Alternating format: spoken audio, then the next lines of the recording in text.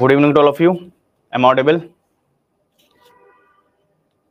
आज सिर्फ doubt session होगा, है ना?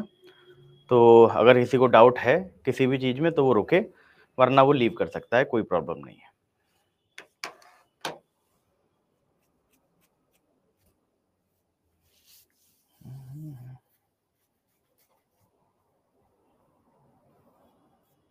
बीएनएस की क्लास मैं करा दूंगा, या तो कल या मंडे में 12 बजे से करा दूंगा।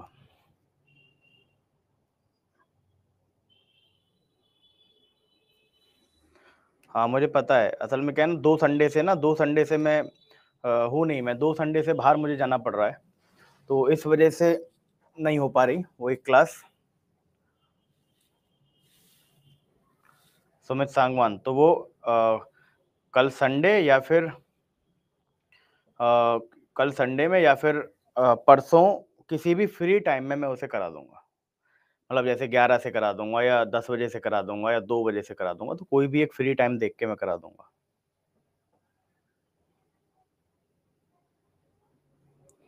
ठीक है दीपिका खन्ना, 18-2 अभी मैं दिखाता हूँ आपको।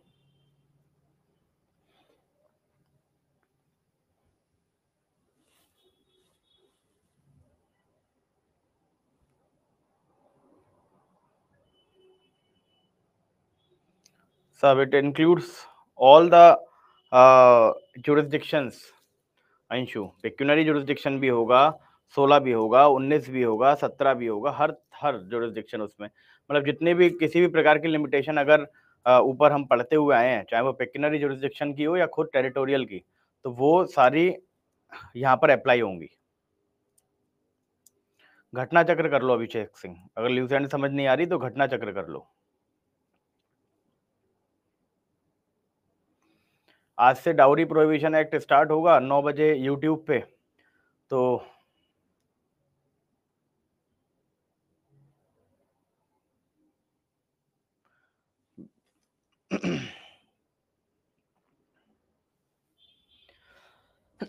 बीस क्लॉज बी तो बेटा मैंने कहा था ना कि मैं पहले पढ़ाऊंगा इसे दोबारा।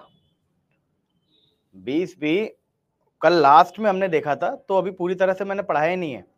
तो अनन्या, सेक्शन 20 क्लॉज बी अभी मैं दोबारा आपको कराऊंगा, उसके बाद आपको समझ में आएगा।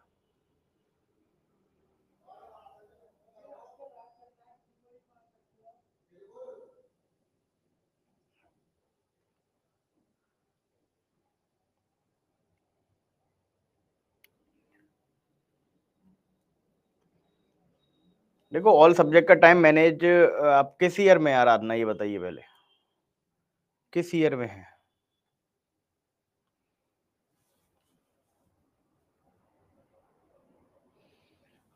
एप्लीकेशन पे मिलेंगे, स्टडी IQ जुडिशरी के एप्लीकेशन आप डाउनलोड करिए, वहां आपको PDF मिलेगी, आरंभ नाम से बैच होगा। नहीं संडे में नहीं होगा। लॉ क्लियर हो गई तो फिर तो आपको मैनेज क्या करना है, मैनेज मतलब आपको 3 टाइम में समय बांटना चाहिए, एक जीके का, एक माइनर लॉ का, एक मेजर लॉ का, है ना? उस रेशियो में पढ़ना चाहिए डेली, 3 भागों में अपने पढ़ाई के टाइम को बांटना चाहिए, उसके हिसाब से पढ़ना चाहिए। और स्ट्रेटेजी देखो, स्ट्रेटेजी कभी कोई किसी की बना नहीं सकता हमेशा, क्योंकि हर बच्चे की कैपेबिलिटी अलग होती है, तो उसे अपने अकॉर्डिंग ही स्ट्रेटेजी बनानी पड़ती है। सपना कुमारी सिंह बताइए। Sir, if a right of a person violated, he has two options with him. One is filing civil suit, another is remedy of writ petitions. When can remedy of writ be exercised? देखो writ petition तो तब होगी जब public interest involve होगा ना, या फिर कोई फंडामेंटल राइट वायलेट होगा, तो हर सिविल राइट के वायलेशन में वो रिट पिटीशन थोड़ी ना फाइल कर सकता है।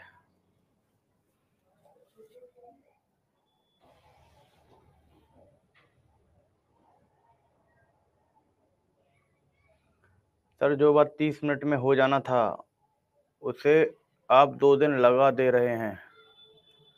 अच्छा आशु, बहुत माफ़ी चाहते हैं आपसे कि आपका जो है थोड़ा सा टाइम वेस्ट हो गया। ठीक है, पर मेरी समझ में नहीं आ रहा कि कौन-सी बात आप कह रहे हो कि 30 मिनट में हो जाता और 2 दिन लग गए।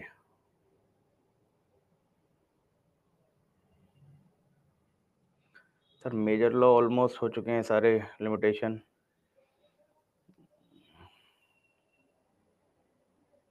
स्पेशल लॉ तो आप रमन-जोत करते रहिए इसमें ये तो आपके ऊपर है कि आप कितने दिन में या कितनी देर में एक लॉ कर पाएँगे। पर माइनर लॉ का अलग से टाइम आप रखिए। ठीक है, मैं अपना ज़ूम सेशन बात करूँगा कि वो दे दें।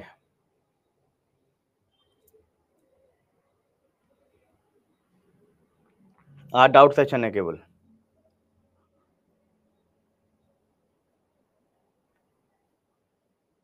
हाँ, मैं कराऊँगा बेटा यूपी के लिए कराऊँगा। यूपी के लिए सारे सब्जेक्ट्स हम लोगों को कराने हैं रात में यूट्यूब पे, ठीक है? तो वो भी होगा।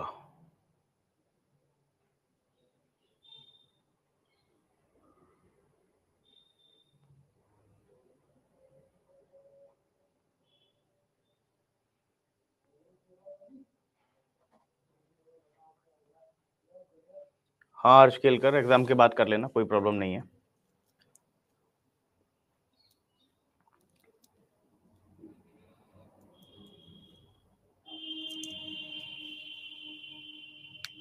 नहीं, नहीं आज डाउट सेशन, सैटरडे में तो डाउट सेशन होता है ना, यही तो मैं बताता हूँ हर बार आपको। महक, नहीं बेटा अभी तो नहीं आई है यूपी की नोटिफ़िकेशन।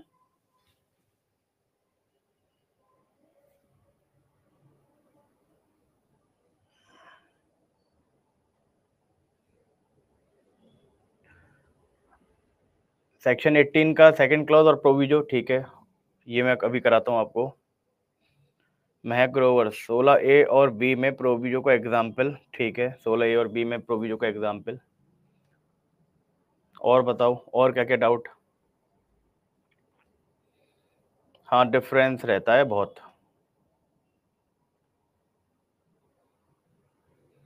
ठीक है, मैं करता हूँ।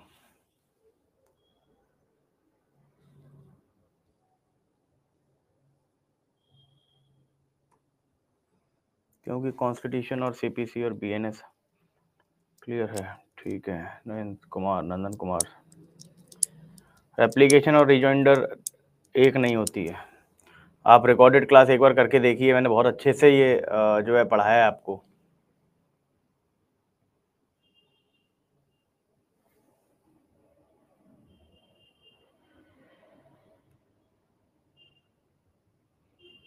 ठीक है Abhishek Singh, thank you so much. ठीक है, ये कॉन्सेप्ट्स तभी क्लियर हो पाते हैं जब उस पे थोड़ा-सा समय दिया जाता है। अगर मैं बहुत तेज़ पढ़ाता हुआ निकल जाऊँगा स्टार्टिंग से, तो ये बहुत टेक्निकल और बहुत इंपॉर्टेंट कॉन्सेप्ट्स हैं। वो सब आपके दिमाग से आधे-अधूरे होके निकल जाएँगे, है ना? तो आशु, जो आप कह रहे हैं कि 30 मिनट की चीज़ को 2 दिन लगा दिए, तो ठीक है, वो ज़रूरी होता है। जब आप समझा रहे हो और सामने 500 बच्चा कर रहा हो, ठीक है? यही चीज़ अगर मैं किसी एक बच्चे को पढ़ा रहा होता पर्सनली, तो हो सकता है कि 1 घंटे में हो जाता, है ना? बट 500 लोगों को जब हम पढ़ाते हैं, तो हमें थोड़ा-सा अ, स्लो रहना पड़ता है, ठीक है? उसमें टाइम टेकन प्रोसेस होता है ये।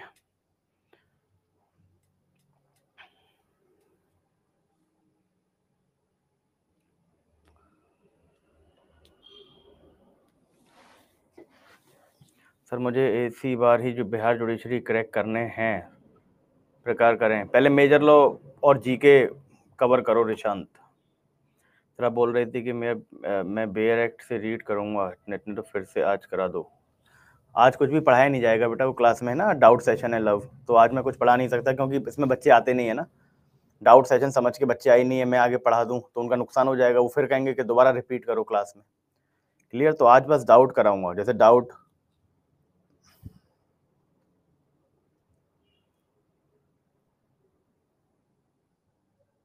हाँ, अभी 18 का सेकंड क्लॉज़, 18 का प्रोविज़ो, ये दोनों मैं कराऊँगा अभी।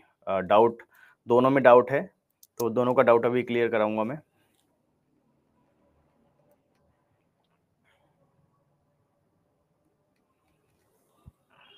यूपी जुडिशरी में बताता रहा हूँ कि जीके मेन फैक्टर होता है यूपी और बिहार में। तो आप जीके को तैयार करना स्टार्ट करिए, बाकी मेजर लॉ करना स्टार्ट करिए केवल।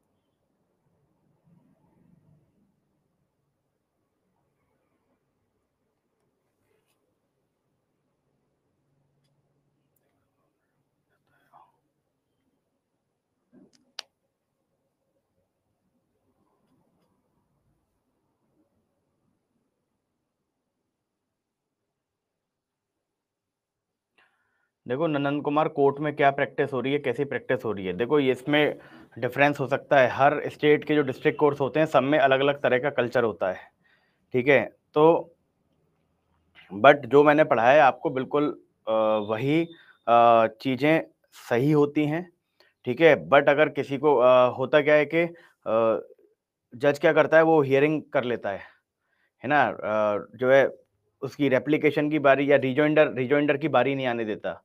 तो कई जगह ऐसा होता होगा कि रिजॉइंडर ना होता हो, रेप्लिकेशन के बाद ही हियरिंग हो जाती हो। बट जो स्टेजेस मैंने आपको कराए हैं, रेप्लिकेशन, रिजॉइंडर, ये सारी चीज़ें मैंने बिल्कुल आपको सही कराई हैं, इसमें कोई भी गलती नहीं है।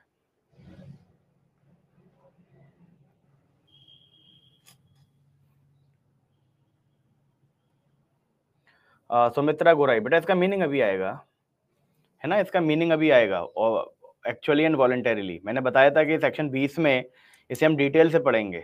मैंने ये भी बताया था क्लास में कि एक्चुअली एंड वॉलंटरीली का मतलब क्या है, ये भी मैं सेक्शन 20 में डील करूंगा। तो इसके लिए तो वेट करना पड़ेगा आपको।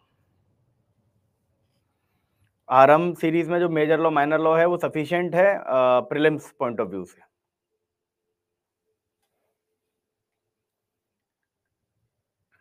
हरियाणा और राजस्थान में जीके नहीं आती।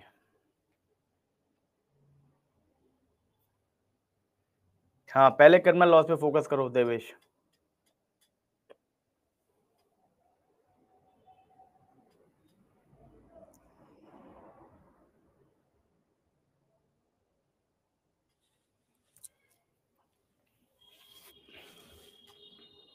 सर पेक्यूनरी जुरिस्डिक्शन में अगर प्रॉपर्टी से रिलेटेड सूट है तो प्रॉपर्टी की वैल्यू से जुरिस्डिक्शन डिसाइड होगा, और किसी और मैटर से रिलेटेड है तो कैसे पेक्यूनरी डिसाइड करेंगे।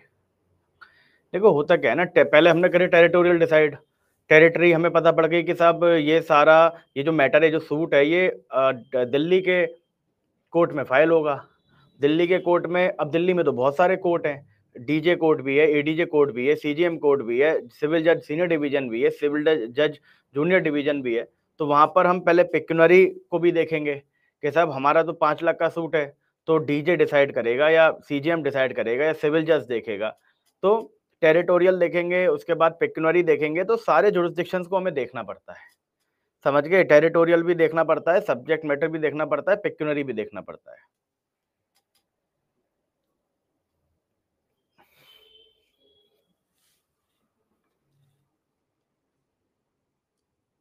देखो कितना कंपनसेशन चाहिए, कितना, ये सब टोटल मिला के सूट वैल्यू बनती है। क्लियर, उसके हिसाब से डिसाइड होता है कि पिक्यूनरी मतलब किस कोर्ट में, इस किस शहर के किस कोर्ट में डिसाइड होगा। टेरिटोरियल पिक्यूनरी मिला के डिसाइड होता है।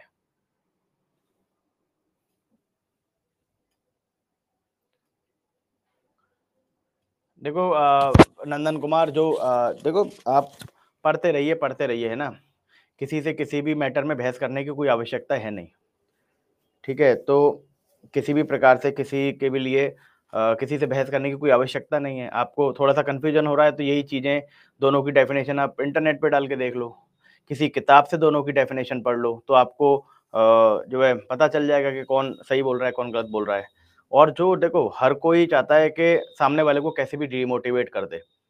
क्लियर, तो किसी से बहस करने की आवश्यकता नहीं है, शांति से पढ़ते रहो। जब एग्जाम निकलेगा ना तो ऑटोमेटिकली तुम्हारी सारी बातें सच हो जाएंगी, सत्य हो जाएंगी। समझ गए।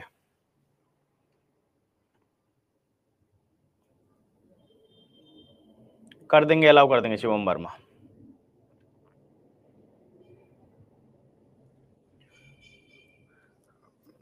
होगा 20% फायदा होगा रिशांत, प्रीवियस ईयर से। ठीक है लव, ओके।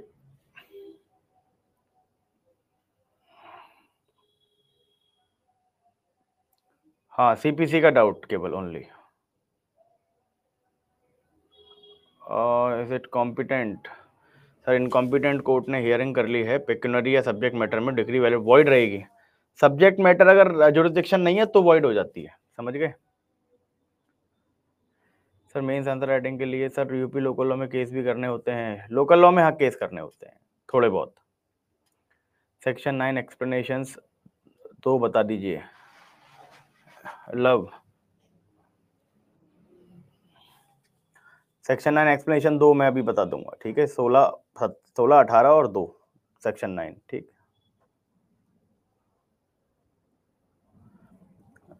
चंचल शर्मा सेक्शन 18 में कैटेगरी 3 उसमें ये लिखा हुआ है कि कोर्ट को अगर मान लो जुरिसडिक्शन का पता है कि मेरे पे नहीं है, उस केस में अगर फेलियर ऑफ जस्टिस भी हो रहा होगा तो डिग्री वॉइड हो जाएगी। इसमें कंफ्यूजन क्या है?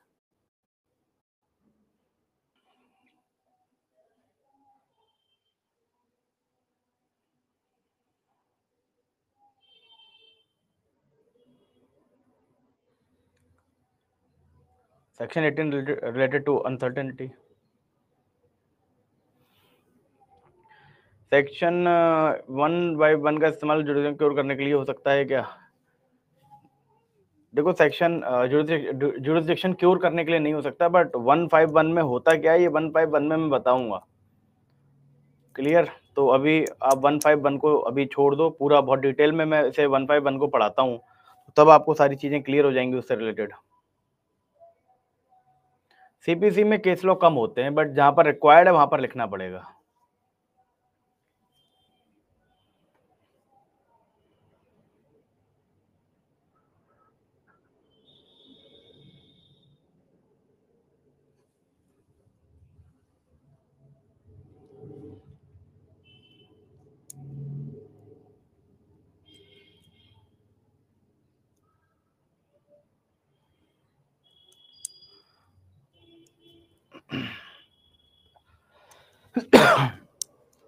हाँ सुप्रिया कर सकता है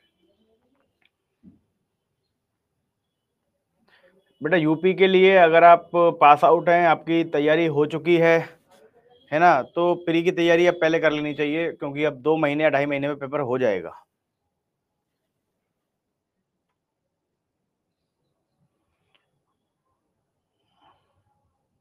हाँ, तो अपना एक बार चंचल शर्मा एक बार वो करो, अपना रीजॉइन करो, रिफ्रेश करो।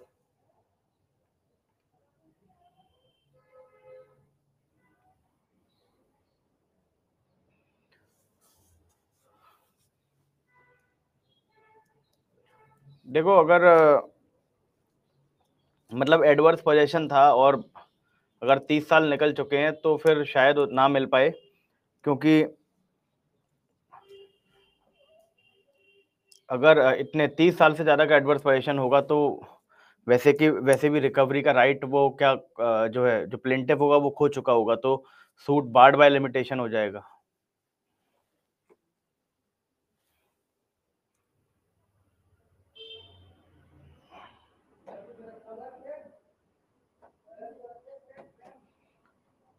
अनसर्टेनिटी के ग्राउंड पे रिजेक्ट नहीं करेगा आदित्य, है ना? कोई और ग्राउंड पे रिजेक्ट कर दे बात अलग है, अनसर्टेनिटी के ग्राउंड पे रिजेक्ट नहीं करेगा, क्योंकि ये तो कोर्ट तो प्रिज्यूम करके ही चलेगा कि साहब मेरे पास जुरिसडिक्शन है। हर्ष हाँ काफी है, क्लास नोट्स और प्लस बेयर एक्ट, उससे ज्यादा कुछ नहीं।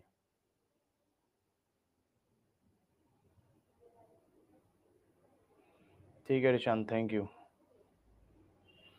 लाइव लॉ से कर सकते हो रेनू।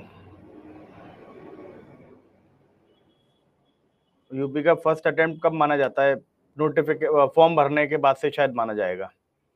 अब ये मुझे भी पता मतलब कंफर्म अभी नहीं है कि पेपर देने से माना जाता है या फॉर्म भरने से माना जाता है, ये मैं बता दूंगा आपको।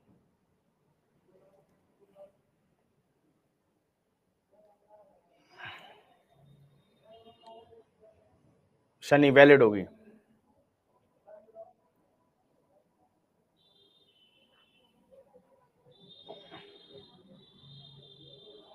कौन सा क्वेश्चन? ये लाइन आप सुप्रिया वहीं पर लिख देती हैं, अब आपका वो क्वेश्चन ऊपर से गायब हो गया।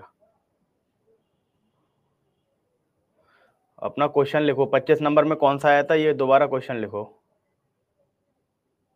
अच्छा ये रहा, मिल गया।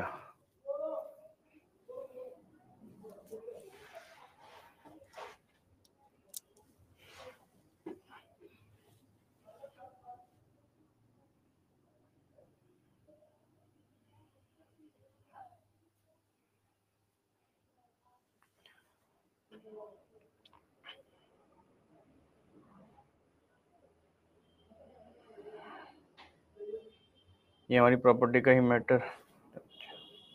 देखो प्रैक्टिकल मैटर मत पूछा करो, क्योंकि प्रैक्टिकल मैटर में देखो होगा क्या, कोर्ट में प्रैक्टिकल चीजें कुछ अलग चलती हैं, थ्योरी कुछ अलग होती है, फिर आप गलत गाइड हो जाओगे। क्योंकि यहाँ पे मैं जो भी कराता हूँ ना आपको, वो कराता हूँ एग्जामिनेशन पॉइंट ऑफ व्यू से, जिससे आप जज बन जाओगे। बट जरूरी नहीं है कि वो प्रैक्टिस वहाँ पे ऐसी ही चलती हो जैसा मैं पढ़ा रहा हूँ। तो प्रैक्टिस में और थ्योरी में बहुत अंतर आपको जमीन आसमान का मिलेगा, है ना। यहाँ पर क्या है, एग्जामिनेशन पॉइंट ऑफ व्यू से आप थ्योरेटिकली तैयार होते हो, क्लियर। प्रैक्टिस में आपको कहीं ना कहीं वो कल्चर अपनाना पड़ता है जो उस लोकल कोर्ट में चल रहा होता है।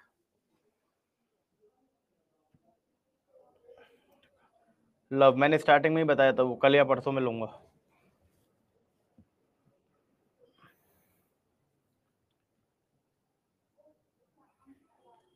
चार्ज देखो, एग्रीमेंट करके चार्ज का जो क्लेम जिस पर पैसे पहुंच रहे हैं उस पर पैसे नहीं पहुंचेंगे तो वो क्लेम करेगा, क्लियर, वो चार्ज को क्लेम करेगा।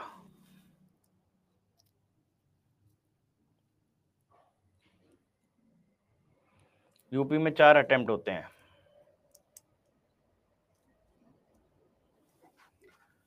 यूपी के 4 अटेम्प्ट दे सकते हैं बस।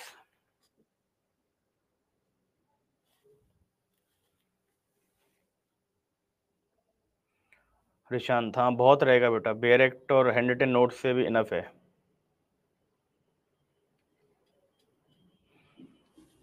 अनसर्टेनिटी, यही तो मैंने बताया था उस दिन के, वेस्टेज ऑफ टाइम की वजह से। भाई अनसर्टेनिटी है तो ये भी तो हो सकता है कि उस पर जुरिस्डिक्शन होगी, ये भी हो सकता है कि नहीं होगी, है ना। बट हम प्रिजम्पशन क्या लेना है, कोर्ट को हमेशा ये प्रिजम्पशन लेना है कि मेरे पास जुरिस्डिक्शन है। तो इस चीज को प्रिज्यूम करते हुए, इस चीज को प्रिज्यूम करते हुए क्या है, वो ट्रायल करता है। अब ट्रायल जब आधा निकल जाता है तब पता लगता है कि मेरे पे जुरिस्डिक्शन नहीं है। तो केवल इस वजह से पूरे सूट को रिजेक्ट कर देना कि मेरे पे जुरिस्डिक्शन नहीं है, तो वो वेस्टेज ऑफ टाइम होगा कि साहब जितना टाइम उसने उस केस को दे दिया है और फिर वो दूसरे कोर्ट में जाएगा तो बिल्कुल स्टार्टिंग से स्टार्ट होगा। तो इस वजह से केवल टेरिटोरियल जुरिस्डिक्शन की अनसर्टेनिटी की वजह से डिक्री वॉइड नहीं की जाती। बेटे तो पढ़ते पढ़ते सीखोगे, इसका कोई तरीका थोड़ी है उज्जवल। ये तो मैं जैसे जैसे आपको कराता रहूंगा, है ना, वैसे वैसे आप सीखते जाओगे। ज्यादा सब बेयर एक्ट को जो तोड़ने वाली चीज है वो क्रिमिनल लॉज में ज्यादा करी जाती है।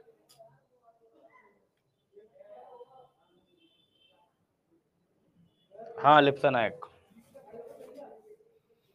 चलो आप एक बार, आपको मैं 16 करा देता हूँ। 16 का प्रोविजो आप बोल रहे हो, 18 का सेकंड प्रोविजन और प्रोविजो देखो एक बार।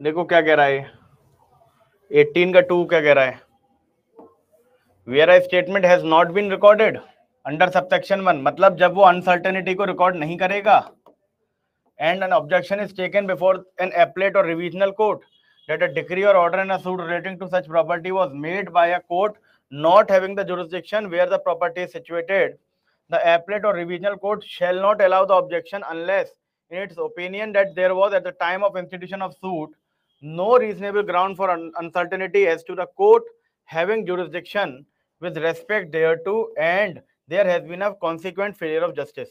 देखो ये सिंपल वही तो, क्या जो मैंने बताया था ना, बिल्कुल वही बोल रहा है। ये कह रहा है कि मान लो जब वो रिकॉर्ड नहीं करेगा, ठीक है, where a statement has been record has not been record under subsection 1, मतलब अनसर्टेनिटी को रिकॉर्ड नहीं करा। दूसरा, an objection is taken before an appellate that a decree और order in a suit relating to such property was made by a court, देखो by a court not having jurisdiction, मतलब uncertainty नहीं है, मतलब decree या order उस court के द्वारा पास किए जा रहे हैं जिस पर जुरिस्डिक्शन है ही नहीं, क्लियर, जिस पर जुरिस्डिक्शन है ही नहीं।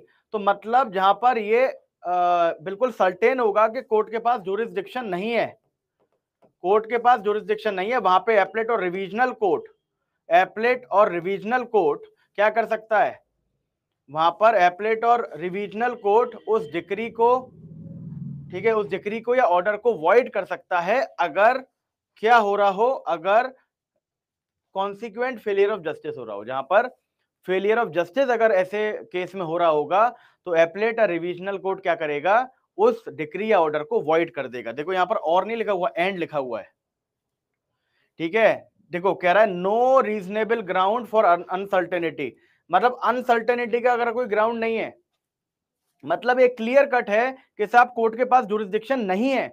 अगर कोर्ट के पास जुरिस्डिक्शन नहीं है फिर भी उसने मैटर को ट्राई किया है और उससे क्या हो रहा है, फेलियर ऑफ जस्टिस हो रहा है, तो एपलेट और रिवीजनल कोर्ट क्या करेंगे, उस डिक्री या ऑर्डर को वॉइड कर देंगे।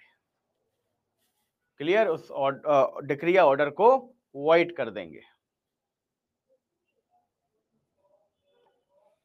क्लियर,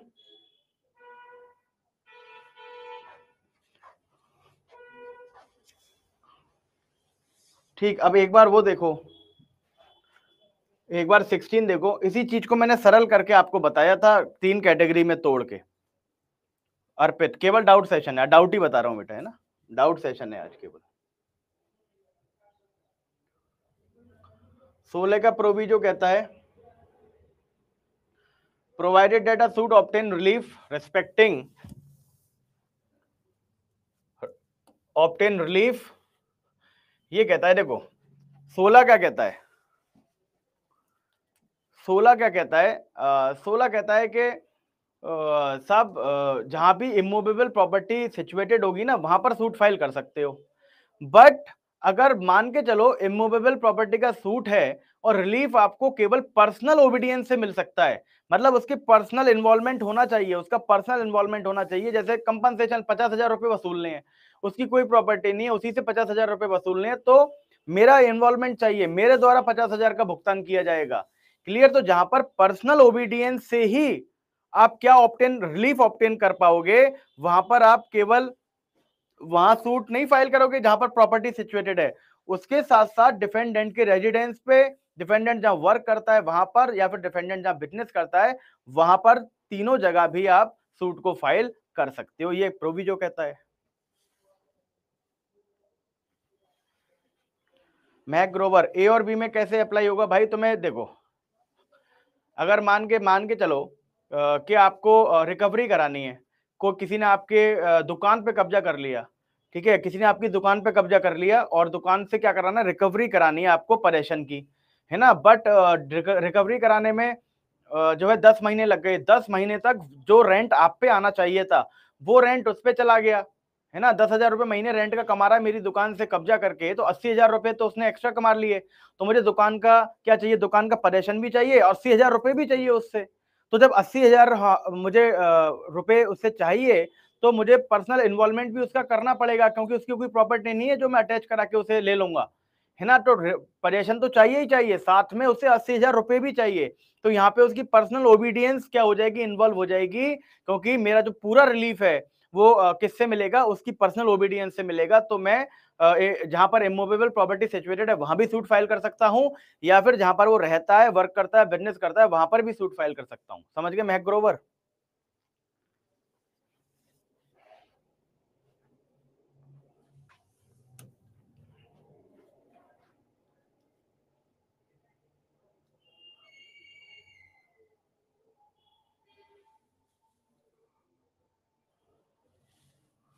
देखो 18 का 1 देखो, उसके बाद 1 का प्रोविजो पढ़ाएंगे। 18 का 1, where it is alleged to be uncertain within the local limits of the jurisdiction of which of the two or more courts any movable property is situated, one of those court may, if satisfied that there is a ground for the alleged uncertainty, record a statement to that effect and thereupon proceed to entertain and dispose of any suit relating to that property, and its degree in the suit shall have the same effect as if the property were situated within the local limits of its jurisdiction। मतलब decree बिल्कुल क्या मानी जाएगी, बिल्कुल ऐसी मानी जाएगी जैसे इस पे जुरिस्डिक्शन थी। क्लियर, लिख रहा है provided the suit is one with respect to which the court is competent as regard the nature and value of the suit to exercise jurisdiction. ठीक है, अब भाई यही तो है वो, मतलब यही तो है, ऐसा नहीं है कि अब हमने टेरिटोरियल जुरिस्डिक्शन में अनसर्टेनिटी थी, ठीक है, टेरिटोरियल जुरिस्डिक्शन में क्या था, अनसर्टेनिटी थी, क्लियर। तो टेरिटोरियल की अनसर्टेनिटी में तो आपने क्या करा लिया, ट्राई करा लिया, मान के चलो कि इसके पास जुरिस्डिक्शन नहीं निकली, इसके पास जुरिस्डिक्शन नहीं निकली, तो केवल टेरिटोरियल जुरिस्डिक्शन ना होने से डिक्री वॉइड नहीं होगी, बट जिसने वो डिक्री दी है उस पर उस सूट की सब्जेक्ट मैटर जुरिस्डिक्शन होनी चाहिए और पेक्यूनरी जुरिस्डिक्शन होनी चाहिए, क्योंकि पेक्यूनरी जुरिस्डिक्शन में और सब्जेक्ट मैटर जुरिस्डिक्शन में डिक्री क्या हो जाती है, वॉइड हो जाती है। तो अगर आपके पास सब्जेक्ट मैटर, भाई बाद में पता चला कि आपके पास सब्जेक्ट मैटर तो थी, पेक्यूनरी तो थी, बट टेरिटोरियल जुरिस्डिक्शन आपकी नहीं थी, है ना, तो केवल टेरिटोरियल जुरिस्डिक्शन ना होने से डिक्री वॉइड नहीं होगी। बट अगर आपने बाद में आपको पता चले कि साहब सब्जेक्ट मैटर जुरिस्डिक्शन भी नहीं थी इस पे, तो टेरिटोरियल छोड़ो, पेक्यूनरी जुरिस्डिक्शन भी नहीं थी, तो आपकी डिक्री फिर क्या हो जाएगी, वॉइड हो जाएगी। समझे 18 के प्रोविजो को, समझे 18 के प्रोविजो को।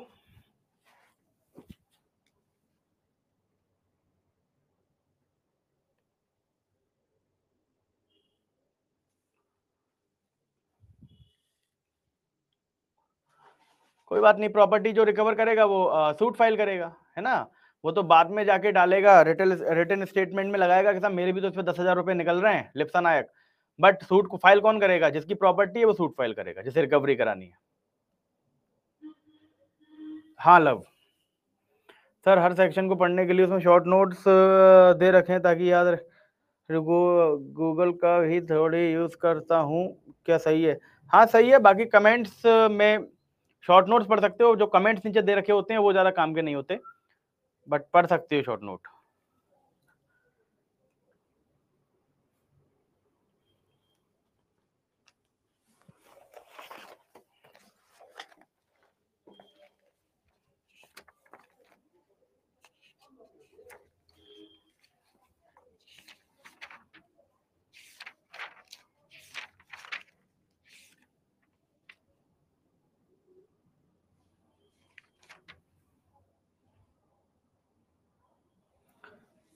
एक्सप्लेनेशन 2 में लव, सेक्शन 9 के एक्सप्लेनेशन में देखो ये है कि मान लो कोई रिलीजियस ऑफिस है, कोई हेरिडिटरी ऑफिस है, ठीक है, तो वो सूट ऑफ सिविल नेचर माना जाएगा। फिर एक्सप्लेनेशन 2 में ये लिख रहा है, चाहे उससे कोई फीस अटैच हो या ना हो, उसका किसी को रुपया मिलता हो या ना मिलता हो, उससे कोई मतलब नहीं है, उसे civil suit of civil nature ही माना जाएगा। ठीक है, कोई फीस अटैच नहीं है, केवल ऐसे ही चल रहा है, फिर भी सूट ऑफ सिविल नेचर माना जाएगा। हाँ सपना सर, डाउट आउट में पिक्चर सेंड किया हुआ है, लेकिन 10 मार्क के क्वेश्चन है वो, ठीक है, अभी मैं देख लूंगा उसे। रुशील सर, डिस्टिंक्ट क्लियर नहीं है, प्लीज एलैबोरेट करोगे डिफरेंट एग्जाम्पल से। देखो डिस्ट्रेंट में क्या है, अगर कोई भी मूवेबल प्रॉपर्टी आपकी गिरवी रख के आप पैसे ले लेते हो तो आपकी प्रॉपर्टी अंडर डिस्ट्रेंट है, क्लियर। रुशील मिदा, डिस्ट्रेंट का मतलब क्या है, आपने प्रॉपर्टी दे दी, पैसे उठा लिए, तो आपकी प्रॉपर्टी जो है ना वो वहां पर गिरवी रखी हुई है, तो प्रॉपर्टी अंडर डिस्ट्रेंट आप मान सकते हो उसे। हाँ नेक्स्ट भी डाउट क्लास।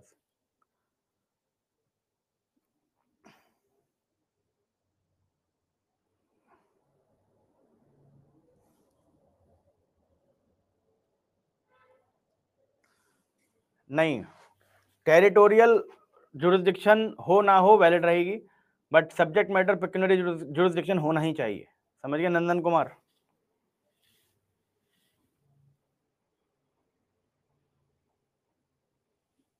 देखो हाउ टू मेक नोट्स, देखो कंप्लीट नोट, क्लास नोट्स तो आपको क्लास से बनाने पड़ेंगे, शॉर्ट नोट्स आप टॉपिक वाइज बना सकते हो, केवल मतलब देखो अगर सिनॉप्सिस की बात, मेंस की शॉर्ट नोट्स की बात करी जाए तो मैं तो सिनॉप्सिस बनवाता हूँ केवल, कि सिनॉप्सिस आपको बनाने चाहिए, तो उसके लिए तो मैंने पूरा जूम सेशन लेके बताया था, दिखाया भी था आपको। फीस अटैच का मतलब आप, मतलब आपको कुछ उसका पैसा मिल रहा है ऑफिस का,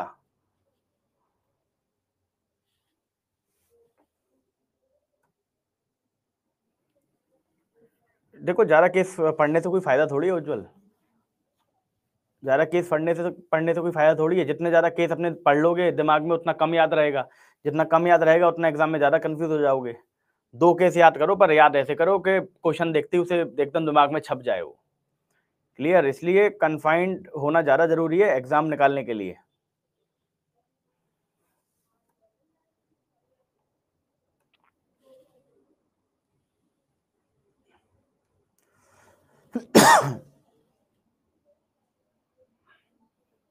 एटीन एंड 20 तो बेटा बात ही सारी उसकी करते हैं, टेरिटोरियल जुरिसडिक्शन की। आस्था महोबिया।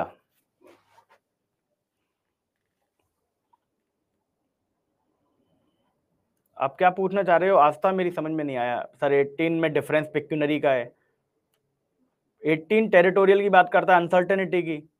20 बिल्कुल अलग बात कर रहा है। दोनों में आप क्यों अंतर निकालना चाह रहे हो? किस तरह का अंतर पूछ रहे हो? मेरी समझ में नहीं आ रहा। नंदन कुमार, मेरा 2000 वैकेंसी तो उसकी 2019 में आई थी, बट फाइनल वो 2023 में हुआ था। समझ गए नंदन कुमार? हाँ बेटा लव, जा सकते हो, अगर डाउट हो गए तो कोई दिक्कत नहीं है।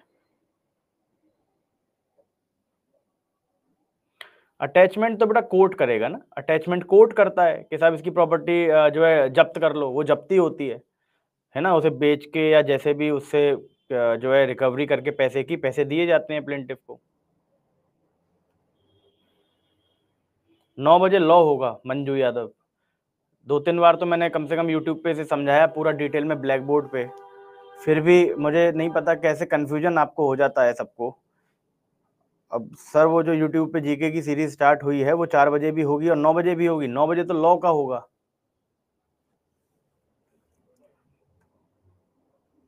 बेटा बाद में बताऊंगा, है ना, बाद में। अभी मैं डाउट्स ले रहा हूँ तो डाउट्स ले लूँ।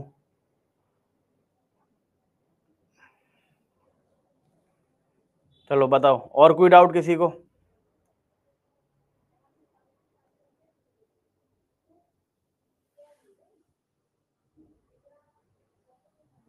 This is related to pecuniary jurisdiction होगा इसका, है ना। डेविड पुरी, इसका पिक्यूनरी होगा, ये गलत दे रखा है आंसर।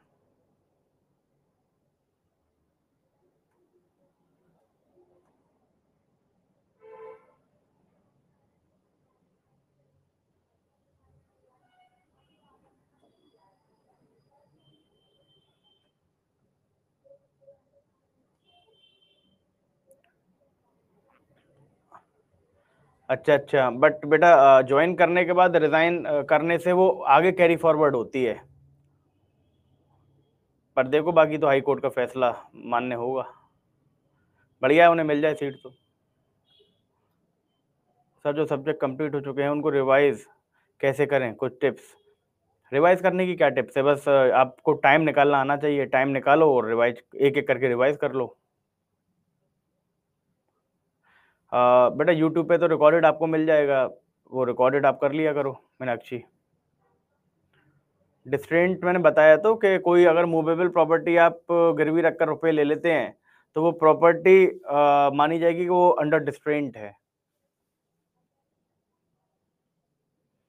बेटा एआईबी का जो है कोई मतलब मैं नहीं समझता कि एआईबी के लिए इतनी चिंतित होने की आवश्यकता है उज्जवल।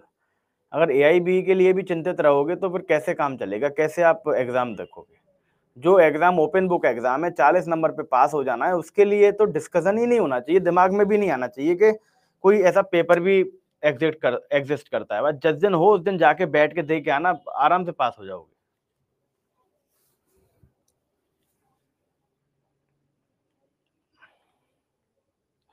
दोनों लो आते हैं उसमें, चंचल शर्मा, है ना, दोनों लो सिलेबस में दे रखे हैं।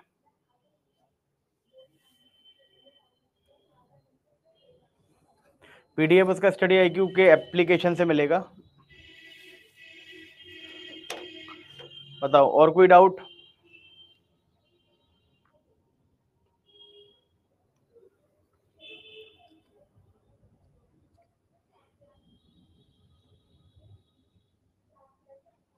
और कोई डाउट किसी को?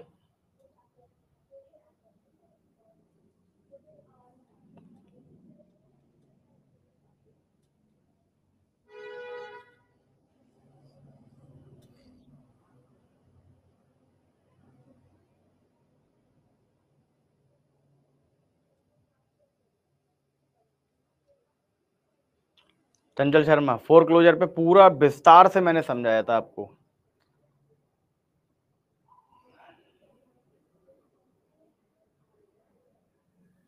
पूरा विस्तार से, बट आपने कभी रिवाइज ही नहीं करा होगा, मैं बताऊं आपको, है ना, आपने कभी रिवाइज ही नहीं करा होगा उसे।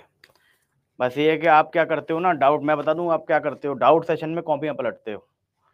डाउट चल रहा है तो कॉपी ऐसे एक एक करके कॉपी पलटते हो ऐसे, जो शब्द दिखा, अरे यार ये भूल सा गया हूँ सर, फोर क्लोजर बता दो, फिर आगे पलटी कॉपी, कह रहे यार ये अच्छा सर ये बता दो सेक्शन 18 का प्रोविजन बता दो, फिर आप कॉपी, वरना फोर क्लोजर जैसी आसान चीज आप जो है फोर क्लोजर क्लियर नहीं हुआ, और अभी मैं देखो, अभी मैं एक बार में बताऊंगा क्लियर हो जाएगा।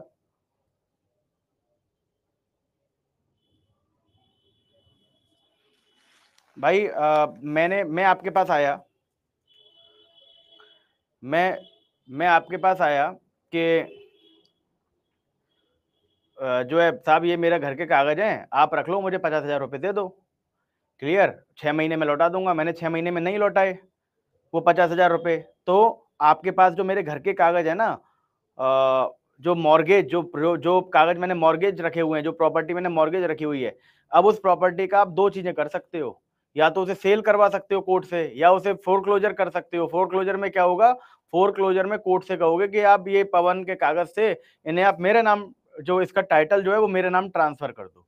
तो जब टाइटल हम खुद के नाम ट्रांसफर करा लेते हैं ना, हमारे पैसे वापस नहीं आते, तो इसीलिए पैसे वापस नहीं आए, तो जो प्रॉपर्टी गिरवी रखी हुई है उसे अब अपने नाम पे जो कराने के लिए सूट फाइल करते हैं, वो फोर क्लोजर कहलाता है। अब बताओ समझ में आया आपके, यही मैंने लिखवाया था आपको।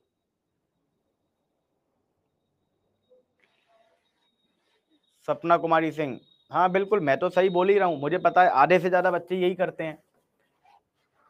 आधे से ज्यादा बच्चे क्या करते हैं कि उनका रिवाइज करने का कुछ नहीं होता है ना, वो रिवीजन नहीं करते, वो क्या करते हैं, डाउट सेशन है, चलो बैठे हैं, कॉपी जल्दी जल्दी पलट रहे हैं, जो जो शब्द उन्हें या जो जो चीजें तब दिख रही है ना, उन्हें सीधे लिखते जाते हैं। तो ऐसे कोई फायदा थोड़ी है, आप फिर नहीं रिवाइज करोगे 2 दिन फिर भूल जाओगे। जब तक आप उसे खुद नहीं सीख लोगे ना एफर्ट डाल के, तब तक बार बार वो आपको परेशान करती रहेगी। और बताइए, जो जो रिलेवेंट डाउट होता है ना, वो मैं देख कर ही समझ जाता हूँ कि हाँ यार इस बच्चे ने पढ़ा था, रिवाइज करा था, और इसे जो है सच में डाउट आया है। और जो ये लिख देता है ना कि सर फलानी चीज समझा दो पूरी, इसका मतलब ये है कि उसने उठा के कॉपी नहीं देखी।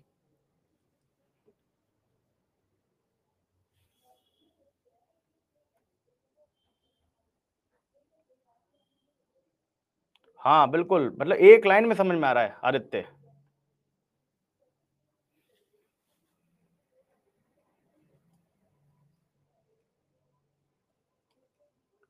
ठीक है, विनय बिस्ट में देख लूंगा, है ना। हाँ वैसे होता है, मुझे पता है, पेक्यूनरी और टेरिटोरियल में दोनों में होता नहीं है, बट पेक्यूनरी के साथ अगर सब्जेक्ट मैटर नहीं होगा तो 100% वॉइड हो जाएगा।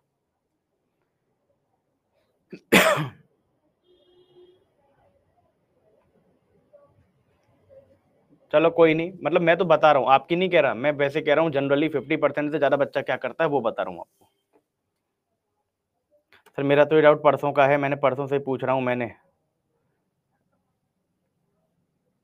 हाँ नहीं नहीं, आपने नहीं करा, क्योंकि मुझे आपका याद है कि आपने पूछा था मुझसे कल भी, मैंने कहा था डाउट में बताऊंगा, तो आपसे नहीं बोल रहा मैं जनरली बात बता रहा हूँ आपको, कि आधा आधा बच्चा ऐसी करता है।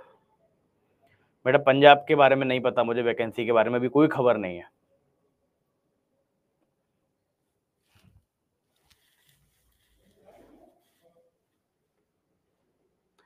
चलिए और बताइए, और कोई डाउट किसी को।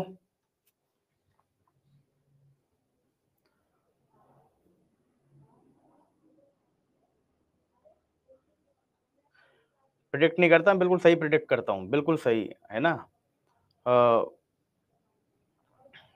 बिल्कुल सही, बहुत सारे बच्चों ने लिख भी दिया कि बिल्कुल सही कह रहे हो सर।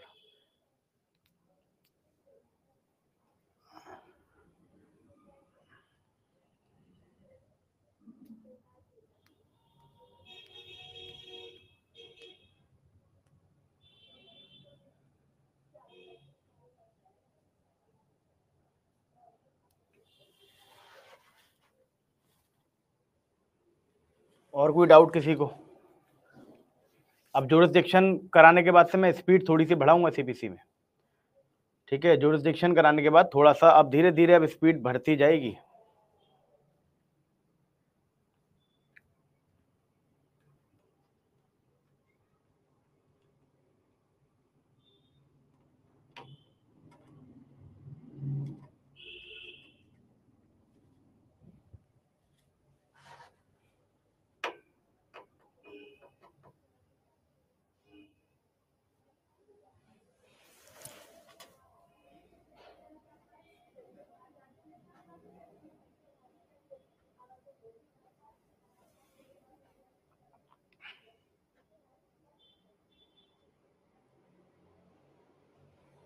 नहीं, धीरे धीरे, आपको बिल्कुल भी महसूस नहीं होगा।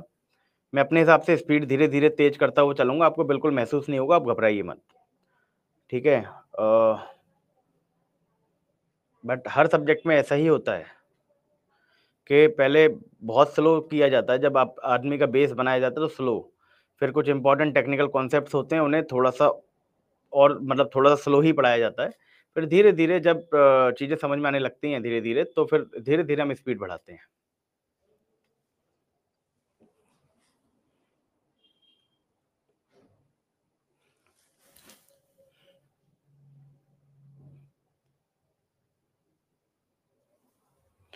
बेटा रिवीजन का कोई टिप्स नहीं है, कोई टिप्स नहीं है, ठीक है। बस आप क्या है मतलब एक शेड्यूल बना लीजिए, जैसे आपके 4 सब्जेक्ट कंप्लीट हैं, तो टारगेट बेस्ड आप पढ़ाई करिए कि साहब 10 दिन में या 15 दिन में मैं इस सब्जेक्ट को रिवाइज़ करूँगा, उसके लिए डेली 2 घंटे अलग से लगा लीजिए, तो ऐसी कोई टिप्स थोड़ी है।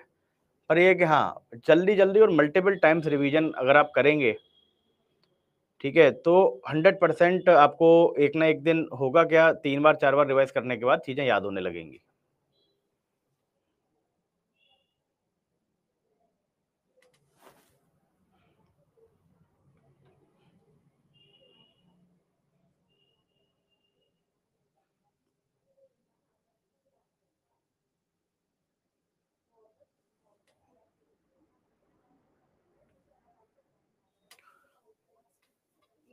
नंदन, कोई बात नहीं, आप मैं बता रहा हूँ ना, देखो हर रिवीजन के साथ आपका दिमाग और ज़्यादा खुलेगा उस कॉन्सेप्ट को लेके। मतलब और हर बार एक नया नई चीज़ आपके दिमाग में आएगी। हर बार जितनी बार आप रिवाइज़ करते जाओगे उतनी बार नए तरीके से जो है वो चीज़ आपको क्लियर होगी। तो धीरे-धीरे ना ये इलस्ट्रेशन वाली जो प्रॉब्लम है नंदन, ये भी क्लियर हो जाएगी आपकी। रिवीजन बहुत इम्पोर्टेंट होता है रिवीजन। मैंने कितना भी अच्छा मैं समझा दूँ आपको, आपको कितना भी अच्छा समझ आ जाए, बट अगर उसका आपने रिवीजन नहीं किया ना टाइम-टाइम पर, तो वो सब बेकार हो जाएगा, है ना? और हर रिवीजन के साथ और ज़्यादा वो क्लियर होगा, हर रिवीजन के साथ और ज़्यादा वो क्लियर होगा, वरना आप देखिएगा करके।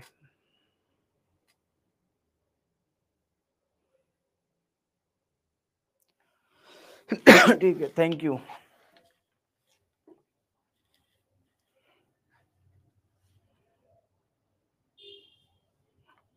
ठीक है, चलिए ठीक है, अब बाकी डाउट्स मेरे ख्याल से अब नहीं है।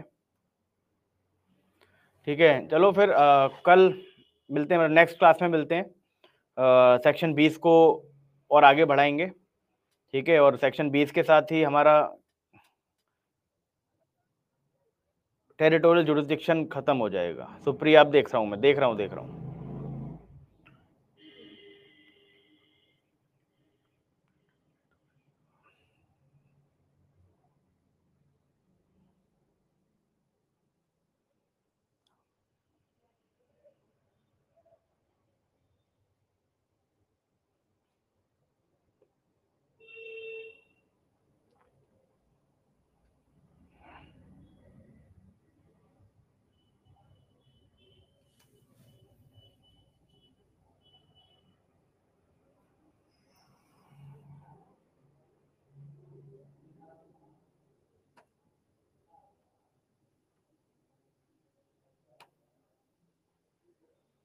ठीक है, मैंने 1 मिनट रुको सुप्रिया।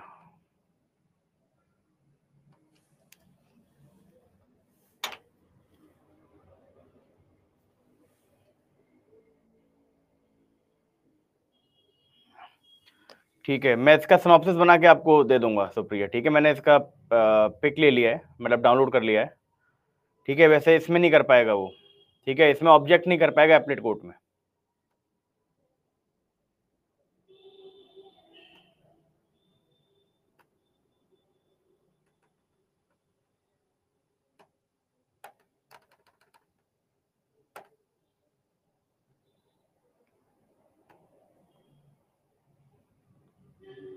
ऑर्डर 19 अभी कहाँ से आ जाएगा, अभी रुक जाओ, वेट करा करो लव, सारी चीजें अपने टाइम से होंगी।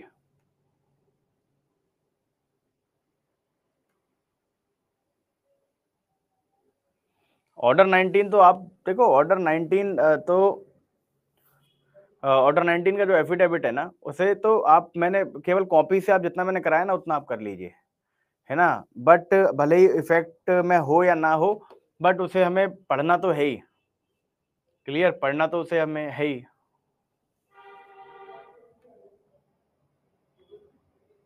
समझ गए लव। तो ऐसा नहीं है कि वो इफेक्टिव नहीं है तो उसे पढ़ना भी नहीं है, नहीं, ऑर्डर अगर एफिडेविट का क्वेश्चन आता है तो हमें लिखना पड़ेगा। भाई पहले क्या था, पहले ये मैंडेटरी नहीं था कि एफिडेविट पे लेना या नहीं लेना एग्जामिनेशन इन चीफ, क्लियर, और उसमें भी फिर उसका क्रॉस कराना है नहीं कराना, जो एफिडेविट पे लिया गया है उसका क्रॉस कराना है नहीं कराना, ये भी मैंडेटरी नहीं था, क्लियर। बट जो है ऑर्डर 18 में वो अमेंडमेंट होने से ये सब चीजें मैंडेटरी कर दी गई, तो हालांकि उसका यूज नहीं रहा है बट फिर भी पढ़ना है उसे।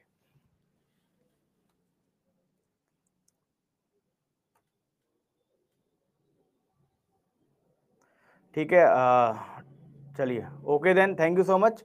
बाकी बीएनएस वाले बीएनएस के डाउट में मिलते हैं, जैसे बीएनएस में कोई डाउट हो तो वो जो है डाउट सेशन अटेंड कर सकता है डाउट पूछने के लिए। ठीक है, ओके, थैंक यू।